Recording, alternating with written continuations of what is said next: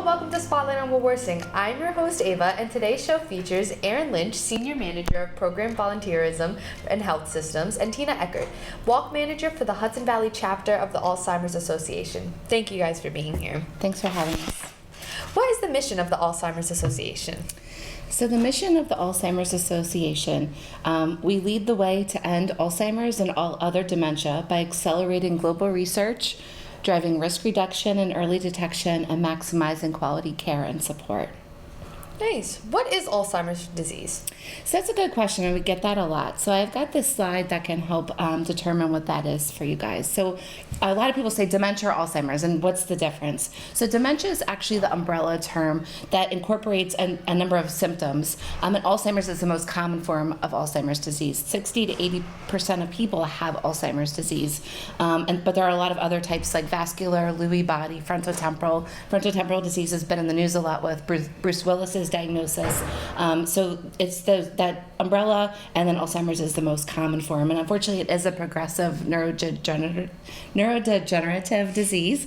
That's a tongue twister. And it is fatal, ultimately. It progresses over time, and individuals lose more cognition, and eventually it will result in death, unfortunately.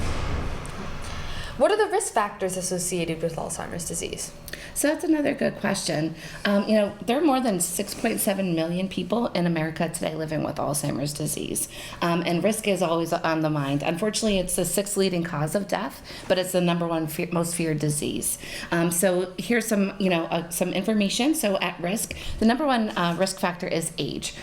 Age over 65 is when your risk increases significantly. 1 in 9 people over the age of 65 will develop Alzheimer's disease, and that increases to 1 in 3 over the age of 85. So 1 in 3 seniors will die with Alzheimer's disease. Other risk factors could include family history, heredity, head injury, or lifestyle. I think the good news is that a lot of the research now is showing that there are modifiable risk factors. So while there are some things you can't change, like your sex, your family history, and your age, we all are aging, but you can change the way you live.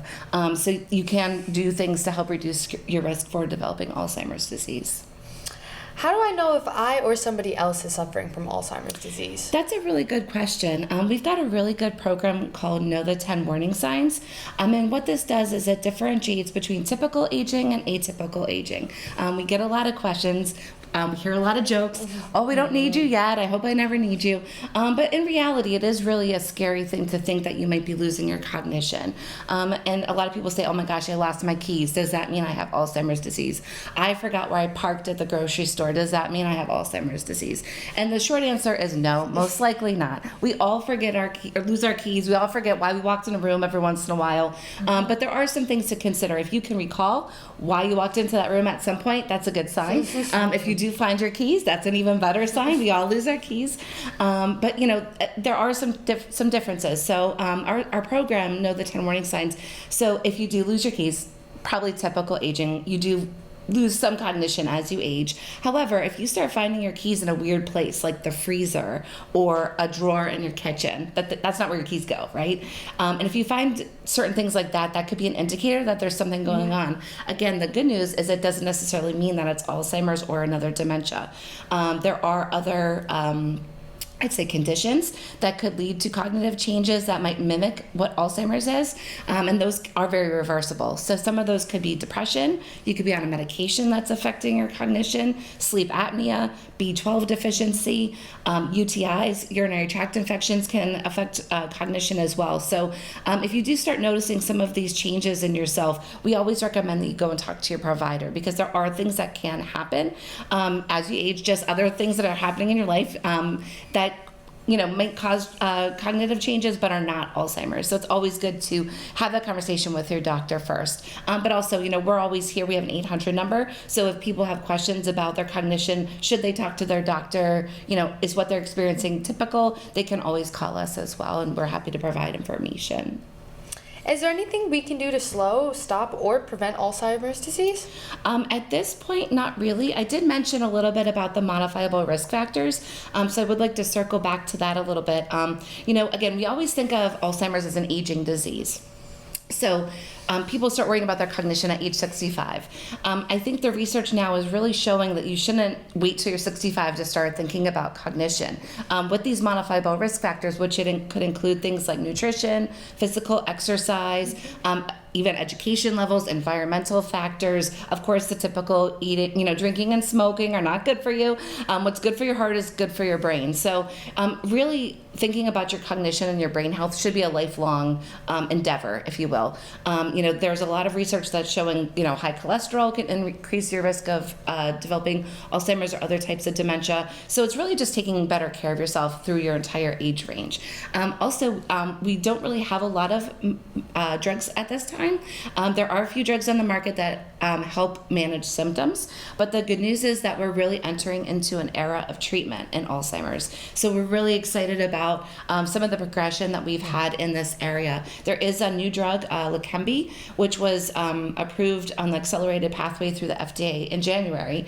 It's not out yet, really. There's a CMS, it's not covering it. So we're, advocating very strongly as an association for CMS to cover this drug for patients who are in the early stages of the disease. There was just news today, donanemab is another drug, which only the top line level data has been released, but it is even more promising in terms of actually slowing the disease progression, cognitive decline, and giving people more time. Unfortunately, we don't really have anything that's going to stop or prevent or cure the disease at this time, but the science is moving in the right direction. And for our folks who have this disease, it's very important any amount of time that they can increase the quality of their life and have more time to make more memories with their family is very important to us. What services do you guys provide for people? Sure.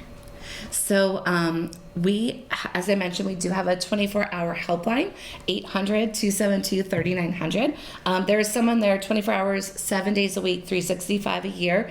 And it's a really great opportunity just to have someone at your call whenever you might need information.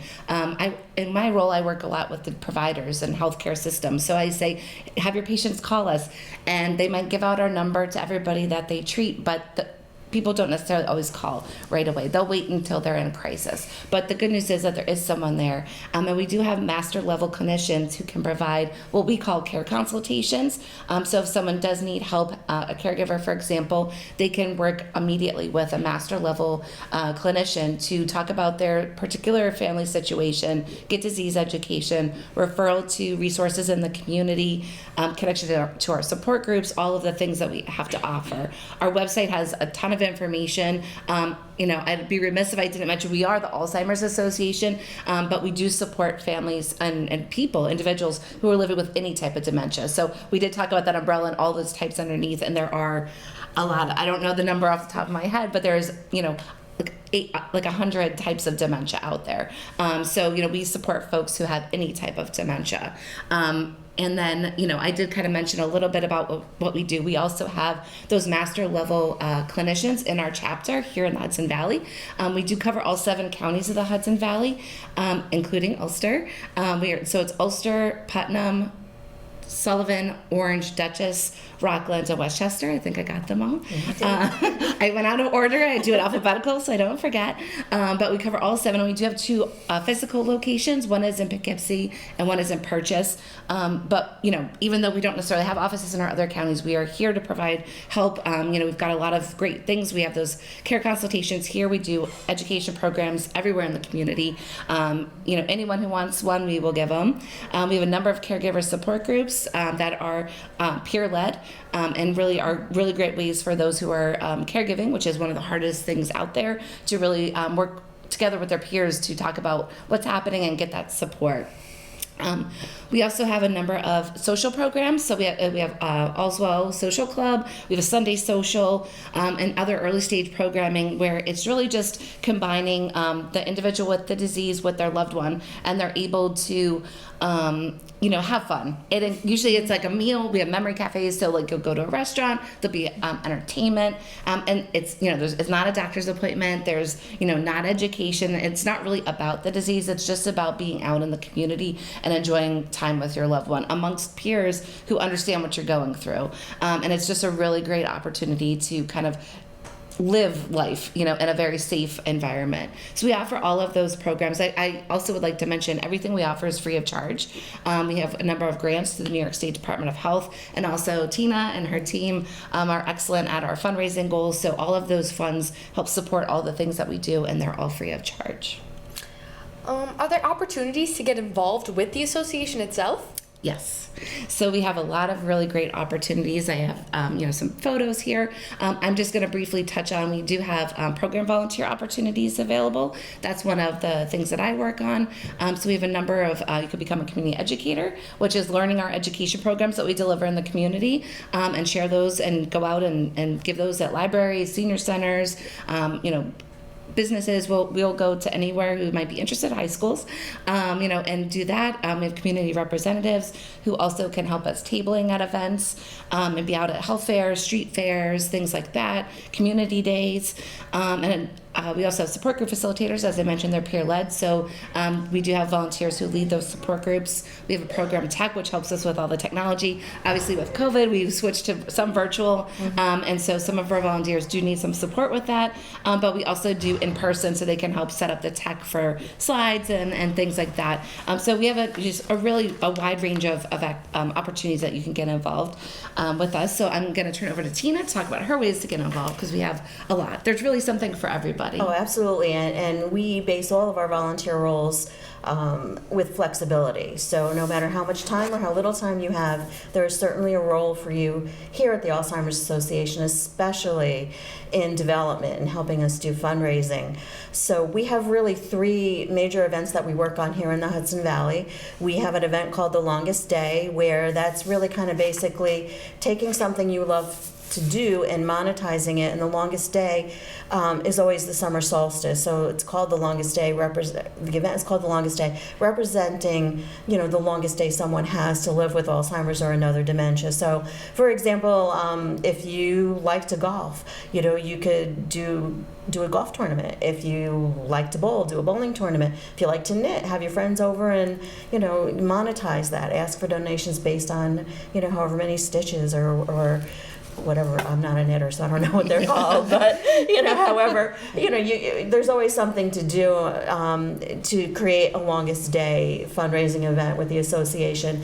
Another event that we do is really fun, and people say, oh my gosh, well, I'm not going to do this, but it's really cool, and literally really cool and really fun. It's called Sub-Zero Hero, where we have folks become heroes and jump into a frozen lake, kind of like a polar plunge.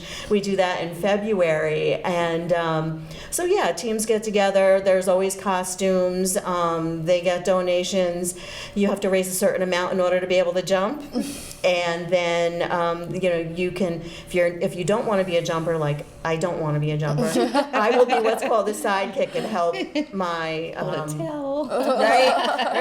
I'll help my person raise money, and I'll hold their towel when they come out. So I mean that's a lot of fun. But I think the largest event that the Alzheimer's Association does, not only here in the Hudson Valley, but nationwide, is a Walk to End Alzheimer's. There are 630 events across the country. Here in the Hudson Valley, we have 5 events.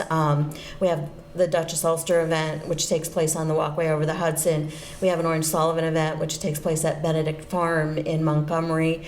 We have our Westchester Walk, which is a top 30 walk in the country, which takes place at Westchester Community College. And we have a Putnam Walk, which takes place in Carmel at Putnam County Veterans Memorial Park. And then Rockland. Our Rockland County Walk takes place. It's really cool at Boulder Stadium. They walk around the ball stadium, so that's really, really fun. Our events bring a lot of people out, and the most special part is that they're there supporting each other. Everyone holds a color flower based on their connection to the cause. For example, if you're holding a purple flower, that means you've lost someone to the disease. If you're holding a yellow flower, you're a caregiver for someone. If you're holding an orange flower, you care about the cause and just want to be involved. And if you're holding a blue flower, you actually have Alzheimer's or another dementia. So it's really, really nice to offer that opportunity for folks to come together and feel the camaraderie of everyone together. And that's how we raise the money to support all the free programs that Erin mentioned. And that's critical and most important to us, to be in the community, working with people that need us. So the fundraising events that we do support that. And we're always looking for teams to participate, volunteers to jump on board and help in the planning of these. And the best way, if you're interested in doing that, is going to alz.org/Hudson Valley. And you can see everything our chapter is up to. Was there anything else you wanted to share with everybody today? I did want to mention June is Alzheimer's Brain Awareness Month. So we encourage anyone, groups, businesses, teams, families, to go purple. So we usually have a great toolkit that comes out to help support people who are interested in that, but purple is our color. Everything is purple, but we encourage people to do a day where they go purple. And again, like Tina said, we're raising funds, but I think also, we're really raising awareness. Alzheimer's and other dementia, I think, still have such a stigma. As I mentioned, that number one fear disease. So we're really just trying to raise awareness so that people know that we're here, and that we have a lot of things that we can offer to support. So this is I did just kind of, we have a nice summary slide. So, just to kind of recap all the things that we talked about, there's a lot of ways you can, help us fight. You can share your story with us. Advocacy is another area that we have. We've got a great team here in New York State that does advocacy work both at the local, state, and federal level to talk about raising more, getting more funds through government like NIH and through other appropriations that go towards either Alzheimer's care and things like that. So we're always looking for more advocates. Sharing your story is always a great way to do that. You can, volunteer with either do an education program, support group. We also have clinical trials. So I did mention research briefly earlier. So we have trialmatch.org, alz.org/trial match. Sorry. There's two different ones, but that's the easiest one. And what that is a matching service. So to move the research forward, obviously we need people to participate. And the science that's happening today in the country includes looking for people who are healthy volunteers, people with the disease, and also caregivers. So there really are a lot of different opportunities. I also would have to mention that we're the third largest funder of research in the world, only behind the United States government and the Chinese government. And as I mentioned, research was one of those pieces in our mission. So we're really looking to move the science forward. We like to say we're always looking forward to the day where we don't have a job. Sure. With Tina's walks, there's that white flower that symbolizes that first survivor of Alzheimer's. So we're really working for that day where there's the first and then everyone is a survivor. And then again, just a couple other things as a group, business, or organization, we could do the walks, longest day. Again, you can work, to invite us to do talks at your different groups. And of course, we have 800 number, 800-272-3900. Can't stress that enough. There are people there to help you. And that's all I think we have. Did you have any other questions for us? Nope, that's all for today. Great. For more information on today's topic, you can go online to alz.org/Hudson Valley. You can contact Tina by phone at 845-471-2619 or by emailing tmeckert@alz.org. And you can contact Erin by phone at 845-378-1071 or by emailing Lynch@alz.org. And the 24-hour helpline hotline is 800-272-3900. Thank you for joining us today on Spotlight and Wawarsing, and see you again next time.